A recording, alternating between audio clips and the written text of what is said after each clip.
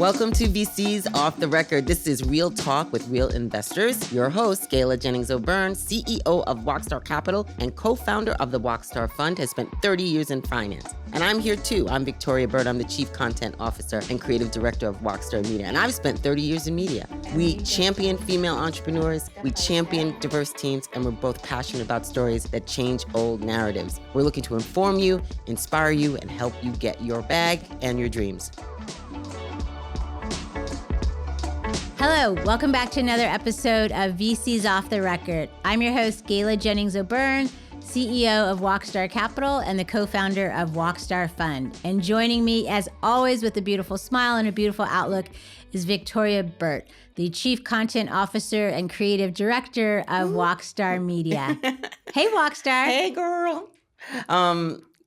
So excited today. First of all, I'm going to be hungry by the end of this taping. And I know where you can get a good, healthy meal. I think, yes, exactly. But also inspired, I think. You know what I mean? Like, we were talking about this episode every about time. Somebody like reimagining themselves, building up changing their lives, really, right? And I can't wait to hear her story and her journey and what it's been like. Dawn Kelly, CEO, founder of the Nourish Spot. Yeah, I really love her sort of like energy. Her entire vibe is just so warm and lovely. And I can't wait to hear your conversation with her. But what I wanted to ask you is, when you meet as a VC, when you meet somebody who has that kind of energy, do you buy into the thing that they're selling, or do you buy into the vibe? Because she just seems like a winner. You know what I mean? She seems like somebody who's gonna just grow and develop. You know what I'm saying? So you answered the question. I did. You see a winner. Yeah. And what do I always say, people? Winners love winners. Yeah. And we love to be around winners. And when you meet her and you get to know her, it's clear that she's a winner and she's going to win at the things that she puts her mind to.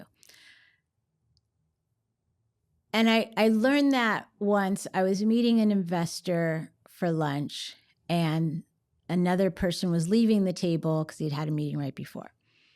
And so I go to sit down, and this guy's passing. And he goes, "See that guy? He's lost me so much money, millions." He's like, "But he's got this new idea, and I'll probably put some money in." And I thought, And it totally changed our lunch conversation. Now I was like, how does that happen? What was that about? And it's because he saw a winner. You invest in the people. That's right. You invest in the people. That's right. Yeah. So she's that person that you can tell is going to be a winner. I love that. Yeah. And what's also beautiful, and you hear more about this in the conversation, is that she's not apologizing for thinking about generational wealth and the ability to bring community and her family into what she's building. And that there's talent and treasures in our communities, within our families, and that's how we build generational wealth. And it started when she had the idea to buy her grandfather's home, right? So often we have assets, they don't last a generation. They barely last a generation, let alone two. So here was this man who had the force. Don't tell the story. Don't give it up. Don't give it up. Okay. Don't give it up. Don't tell. And also, this is why you are my co-host. And also, because I will get too excited. Yeah, and also, we're gonna delay no longer. But what I love about her story is the pivot, the going from one career and listening to the voices when they tell you something, then the idea comes, right, and pivoting. Yeah. And jumping in and doing it and knowing, you know what, this is all. No, I'm not disagreeing. I just hate the word pivot. Well, is it because of the show Friends or? No. Sorry. Everybody in the studio laughed because they watched the show Friends with Ross. Pivot. No, okay. No, it's the 120 times it's been used a day. Okay. Course changing? No. Lane you know changing? what? I don't embrace that either. I think I truly believe in the journey, and this is just another step in it. Now, it might not be the step that's directly in front of you, right? This step might be a little left, center, right. But I believe in journeys, and I believe in stepping stones and building blocks. Yeah. I don't necessarily believe in pivots, these 180-degree kind of things. Well, it's all right. It's all the same road, essentially. Even if you That's right. We plan and, God laughs. Yeah. Oh. All right, we'll be right back. This episode of VCs Off the Record is brought to you by Wocstar Ghetto Film School Entrepreneurial Academy. Hey, Wockstars, I am here with my good friend, Dawn Kelly. It has been beautiful and amazing to see her journey and that of the Nourish Spot. And it was an honor and just a joy that you trusted me, the team, and the knowledge that we were bringing to Wockstar Academy to have you even participate and be part of the Academy as well. So thank you for being here on VCs Off the Record. Thank you. Let me just start with some gratitude for you.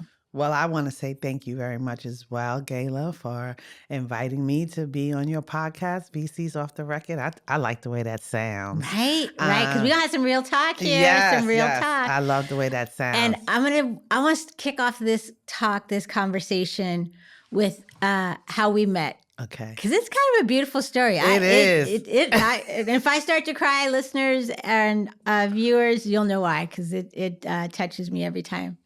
Well, yes, it is a beautiful story. I'm a person that keeps lists. I keep lists of mostly of things that I want to do, people that I want to meet, goals that I want to achieve. Yeah. And your name was on my list and has been on my list for quite some time. Okay, this part I've never heard. Wow. And when D. Marshall reached out to me to invite me to an event in Manhattan at a major financier's office, I decided to attend because your name was on the list.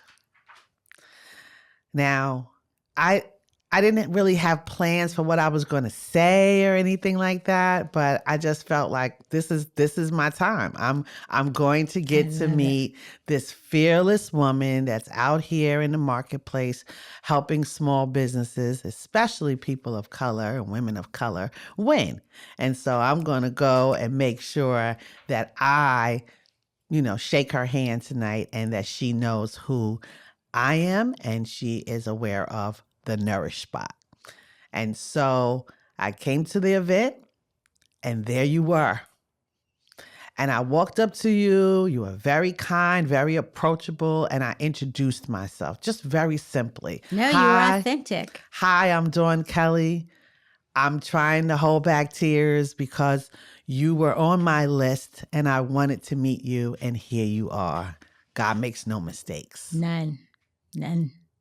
And we exchanged information. Yeah.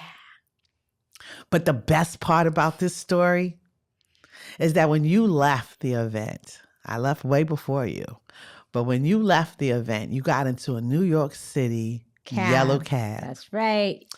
And I love my yellow cab. And as that cab was taking you to your destination, a commercial came on. And in that commercial was a woman and her daughter that you had just met at that event. And that woman was me. That's right. And I got to tell you, I had so many things going on in my head, right? Like I'd met a lot of people. I was trying to remember who I met, trying to take some notes, remember conversations. And then it was the voice I heard first, right? And there was this smile in the voice. And I was like, I just heard that voice. And now I look down at the backseat of the taxi and see you and your daughter on screen and the Nourish Spot and the QR code and the big smile. And like you said, God makes no mistakes. I was like, this is the universe. He is telling us something. Yes. We've been in each other's lives since then. Since that moment. And you have grown the Nourish Spot in so many ways. And we're going to get there, but I want to start with your origin story because normally we have venture capitalists on here and investors. But I want to switch it up because I want the other founders on here to hear the story of the build and the journey. And so start us from the beginning of when the idea really crystallized, because you had a fabulous corporate marketing career that you could have stayed in and, reached higher heights in if you so choose. What was that moment that it really crystallized for you that this was something you were going to do? Thank you very much. And I would tell you that the moment I decided that I was going to become an entrepreneur, I was in my room, in my bedroom actually, lamenting over what I was going to do with the rest of my life because I had parted ways with my corporate employer. And I had gone on an interview, a really good interview actually, but I realized I wasn't ready to go back and work for someone else. I had some feelings that I had to work through. And I had gotten used to kind of my time being my own. And so I started praying about what I could do next. I was on my own health journey. So I was being very deliberate and intentional about what I was consuming, what I was eating and drinking. And I would find myself all over the place in New York looking for salads and, wholesome food and not just water, but something to drink. And one day I was in a big name brand. I don't want to name them. And I found myself in kind of a tense conversation trying to get them to change a salad that I was buying from them. And they kept telling me, Miss, no, we can only do what's on the menu. Oh, and no substitutions. No substitutions at all. And so I took the salad, but when I got home, I was very challenged by that. Like, why couldn't I make what I wanted? And it hit me right then and there. Maybe you should create something like that. Now, wow, I didn't know that. Now, while I'm thinking that, I'm watching the news because I spent my life as a PR person, so I love to watch the news and see how people cover different stories. Right. And while I was watching the news, a story came on about a gentleman named Styles P, who's a rapper, who owns a juice bar called Juices for Life. And I was riveted to the TV to watch that. And I watched it over and over. I actually DVR'd and watched it over and over because I was actually taken aback that a rapper had started a wellness brand. I mean, I'll be honest, I was a person kind of obtuse thinking that rappers just rap. They just do music. Yeah. I didn't know they had Guilty. Side hustles, right? I didn't know they had side hustles. And so I watched it and I said, I was inspired. I was like, if he could do that, then maybe I could too. And so it was as if I just, right then and there, I just like, how you just bite off something and you're like, you know what? I think I'm going to do this. I just went crazy. I just said to God, this is what I want to do. Can you help me? Can you show me? Give me ideas. And the first thing he did was send me around the corner from where I live to our main drag. It's called Guy R. Brewer Boulevard. And not a lot of businesses on Guy R. Brewer Boulevard, but that's where most small businesses are. And you see mostly bodegas, hair stores, braiding small salons. Storefronts, right. Yeah. But there wasn't really any kind of restaurants. And so I saw a store. I saw a store. And I found out who the landlord was. And asked him, could I rent the store? He gave it to me and said, yes, you can have it. And I didn't have a job, but that's a story for another day. And you'll be back. But he gave me the keys to the store and we built it out. While we were building it out, I realized I didn't know what I was doing about running a business. And I started to look for programs to help me become an entrepreneur because I had been an employee my entire life and really didn't know how to operate a successful business. And so I went looking for programs. And the third one I found was Wocstar. I love it. And I'm very happy. You are a star pupil in Wocstar Academy. What's one of the takeaways from Wocstar Academy? Would you say for you? It was a lot. a lot of takeaways. I had a lot of takeaways. Okay.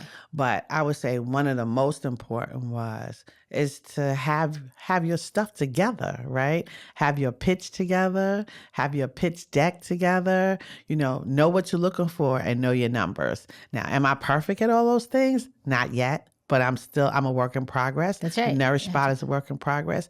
And one of the things that you taught us is that there's always more. So just keep getting better as you move along and just keep moving forward. And that's what we're doing. That's right. And I love that was a takeaway for you, because a lot of it is just getting comfortable with what we know our value is and then what we need from others. Yes. Right. And we just have to keep practicing. Like, I'm going to need this from you.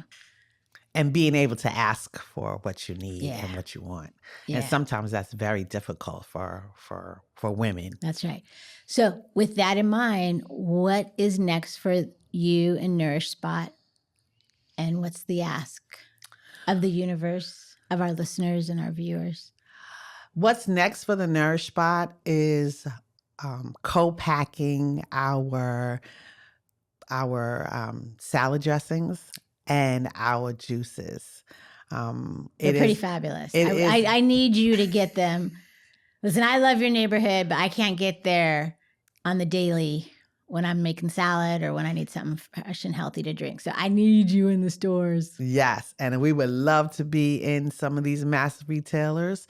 And in order to do that, we need to be able to produce mass quantities of our dressings and our juices. And so our biggest dream for the Nourish Spot is that we find a co-packer that we can trust, somebody that we can work and grow with, and that they will work with us and help us get our merchandise into the stores. All right. So that's my homework. That's my listeners and my viewers' homework.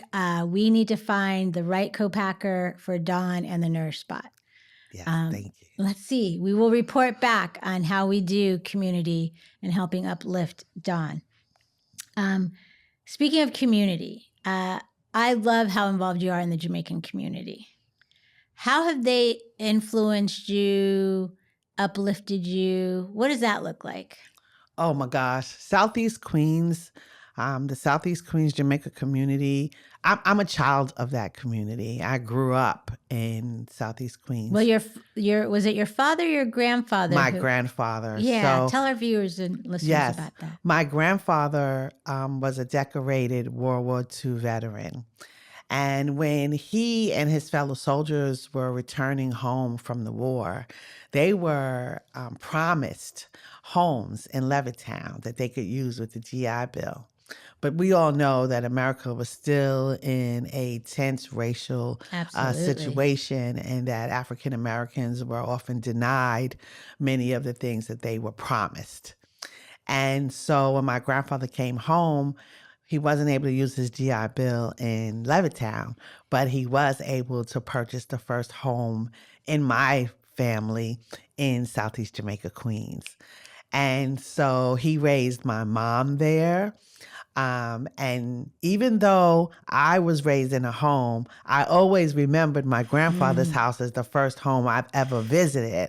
And so I had an affinity for it. I don't really know why, but I always had an affinity for it. And I used to tell my grandfather and my mom that I was going to buy my grandfather's house. And when ancestors were speaking to you. And when I got to be a grown woman with 2 children of my own, I purchased my grandfather's house. And so we've been in Southeast Queens since 1994 with my family. Yeah. And my kids went to school in the area. I worked at York College, which is an anchor institution in our area. I engaged with all of our elected officials. Yeah. And I mean, I see so many people coming through your store. So I feel like South Queens, the Jamaican community has like really supported you. Am I wrong? Yes. That? So Okay. I'm happy to report that all of our elected officials support us. I mean, and when I say support, I'm not talking about they stand up in front of somebody and talk about us. They actually come in and get their food and beverage, and their families come in to get our food and beverage. They talk to me about opportunities. They tell me where things are, and then I could go to them as well when I have issues, not just as an entrepreneur, but also as a community member. In addition to them, I'm a member of like the community board. Mm-hmm. So that makes sure that I know all of the different things that are going on in the community, and I can be helpful as an individual and also as a business owner. And so the community and my family, we're tethered, right? We're tethered. And it's not just my connections, but I have the luxury of my children's connections as well, because now they're adults. And so I've found when we did when I was looking for somebody to do the interior decorator for the build out of the Nourish Spot, I used one of my daughter's friends. One of the young ladies, her name is Cecilia, and Cecilia was a interior decorator working at a white shoe firm. I actually called her up and hired her, and she was the person that helped me do all my interior decorating. So I definitely leverage the relationships that both myself and my children have built in our community. Yeah. You know what that gets me to thinking about? A conversation I had recently with myself. It was a conversation with myself. And that is that we have the talent, the treasure, all that we need in our communities. Yes. And the reason why I was having this conversation is because I was thinking about some fundraising that we need to do related to Wocstar Media for some projects and some creatives that we want to support. And so thinking about the campaign to go out to donors and people to come and join us and help support the work that we want to do for creatives. And I started writing a list, and it was a lot of outside places I didn't even know. Okay. Foundation this, grant that, this, right? Person that. And I had a conversation. I said, Gayle, we have all the talent and treasure and resources we need in our community, in your current Rolodex. Right. You don't have to step over folks you know to find people you don't know and try to get them to believe and trust in you and your community. Your community can uplift itself. Yes. And you've shown, just what you were saying is a perfect example of that. So thank you that you reminded me of a conversation I was having with myself. And it's like, they're like your third party validators, right? Right? You can actually use them as your ambassadors to go get what you need. Instead of you sending a letter to somebody, that's right, they may have a tighter connection with that individual, and them speaking for you makes it even more powerful for people that want to help you out. So I think that that's a perfect strategy. Yeah, I think you're right. Let me ask you something, because there's a lot of statistics, and I got to be honest with you, I'm tired of talking about the stats, because first of all, the stats are horrible in terms of how capital flows to our community and to women like you and I. So I actually don't want to talk about those stats. We can talk about the opportunities, but I want to talk about, and I want to understand what challenges and how do you deal with the challenges? Because I think there's going to be some lessons and some gems in there that I want our sisterhood and community to know about. Because there are challenges for us and there are hard days. How do you deal with those challenges? How do those challenges show up for you? So in the almost now 8 years of doing business, right? We've had so many different challenges. In the beginning, it was just a challenge to know how to credibly operate, an efficient business, right? Yeah. And being confident enough that I could learn, and then put that theory that I was learning into immediate action. Yeah. So that was the first challenge. Being honest enough with myself to say, you don't know what you need to know, and you must go and find out. So that's number one. Yeah. And so don't be afraid to say what you don't know and then go seek it out. Yeah. Right. And yes. And I would add to that that we don't have to be expert in everything. That Like, exactly. there's talent and treasures in our community that we can call upon. You don't need to know how to be an interior decorator. You need the place Yes, looking decorated. fabulous, right? Yeah.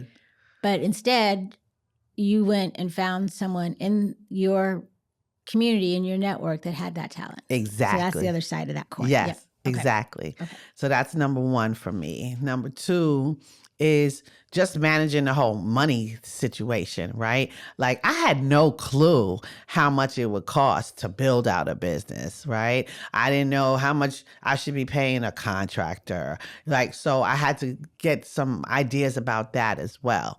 But again, I didn't let it stop me, Yeah. right? I just And you raise kids. You know budgets. You know how to take $1 and stretch it. But you know what? When you're talking to entrepreneurs that don't look like us, they don't talk in terms like that. They talk in these esoteric terms.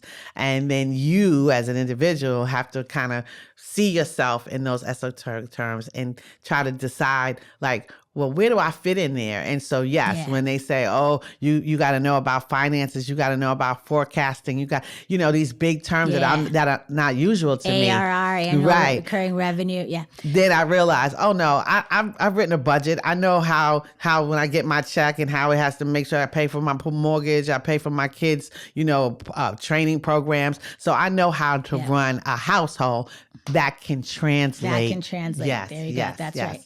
There you go. And we even, I don't know if I'm kind of giving something away here, but we are working on some online curriculum, some books to really share the knowledge and insight that we've had over the 30 years that I've been in finance and Wall Street and tech. And the glossary. I mean, the glossary is long because like we you don't said, know the words. Yeah, I don't and know they the got acronyms. their own vocabulary. Yes, right? yes. Yeah. So that's some real stuff. All right, one more challenge that you would share with entrepreneurs that they can overcome. Well, this is going to seem kind of, I'm just going to say it. Say it. Preach. The challenge to believe you can. Say it again and louder. The challenge to believe you can. A lot of women, and I'm not going to say Black women, a lot of women, we don't have the confidence and the courage because so long we've been allowing the society to tell us what we can and cannot do, or what we can build or what we cannot build. Our mothers and fathers in our ears. And so I had to find the courage to believe I can. And some days, even though I was in the thick of building out my business, in the thick of, doing the paperwork, some days that imposter syndrome just kind of reared up her head and was like, you're going to fail. You don't know what you're doing. What are you doing? You don't know what you're doing. Like, stop doing this right now. That's real. That's real. One of the things that helped me with that, I remember I was at brunch in Harlem with a friend of mine, Crystal Jackson. I know Crystal. Crystal Jackson. Everybody know Crystal Jackson. She's a phenom. Mosaic Genius. Yes. Gathering on the Vineyard. Yes. Right. She really is about the work in the community. And we were at brunch, and I was telling her about thinking about leaving my corporate employer and venturing into venture, and she could tell there's hesitation in me, and she said, Gayla, God has given you all the tools you need to succeed. He has given, or she has given you all the tools you need for your next chapter. Yes. You don't need another degree. You don't need another position at the company. You don't need another certification. You have all the tools. And so that's really helped me during that imposter syndrome, is this notion of I have the tools and I was not put on this earth to fail. I don't believe anyone was put on this earth to fail. Now, we will have failures, but we are not put on this earth to simply fail. Right. And we'll have failures and we'll learn from them, so we won't have those same failures again.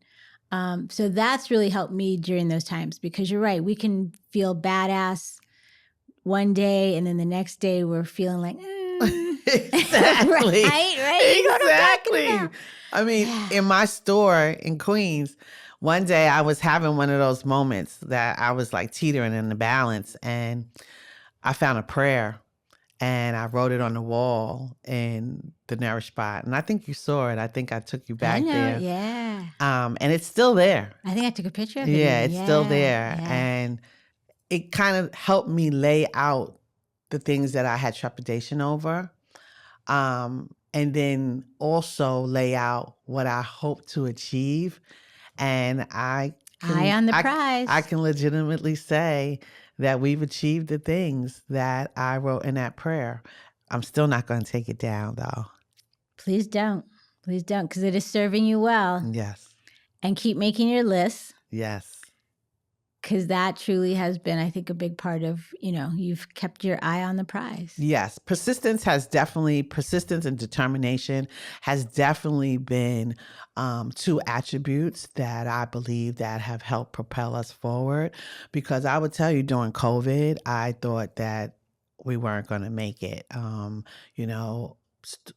Small businesses were falling by the wayside everywhere I It turned. was hard everywhere. And so Economy when was we made struggling. it there, when we made it through COVID, I was energized. And then, 2023 was challenging. It was challenging. But once 2023 started drawing to a close, I'm convinced that we're well on our way. Yeah. And listen, you were just at the U.S. Open for what, the second time? The third time. Third time. My Yes, gosh, yes. my We had our gosh. third residency. My gosh.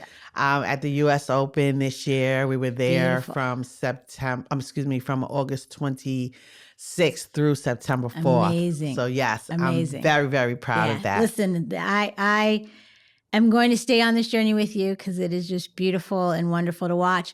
We will make sure everyone knows how to find you through their social, the address, because I want people to go and just experience these beautiful salads and juices and that amazing dressing we talked about.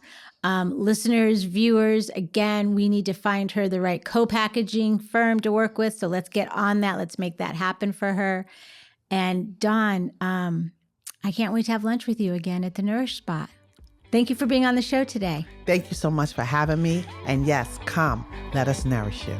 Yeah, thank you. This episode of VCs Off the Record is brought to you by Wocstar Ghetto Film School Entrepreneurial Academy. Hey, Wockstars, welcome back to VCs Off the Record. I don't know about you, Victoria, but I am feeling nourished. Literally, like my head, my heart, my spirit, like I just got a lot out of the conversation with Dawn. And I hope you saw the winner I was talking about. Like you can see it. Oh my in gosh, you see people. it the minute you meet her, right? And then when I heard that her family is from Jamaica and my parents are from Jamaica, I was like, oh, I get it. There is a depth to figuring it out and the hustle. We've been talking a lot about hustling this season, right? About people who are willing to do the work. Another. And I'll tell you what I loved about her story, and I'll tell you what really resonated with me. One, when she said she keeps a list, right? You love lists. I don't write them on paper. Like our head of social and marketing Samantha's a list person. Samantha's a but list I'm person. a list person, so that's how Samantha mine is a word cloud person. Like they're always like around me. Oh, you are a word cloud, right? girl. That's more my visual in my mind. Yeah, and I see when it. we met, because you were on her list, I was like, huh, this was years ago. I was like, years ago. Oh my gosh! First of all, a Black woman VC. Okay, we can learn. There are things we can learn. I did, and so I love that that's happening in your life. That's the effect you have on people when people meet you, right? Or hear about you.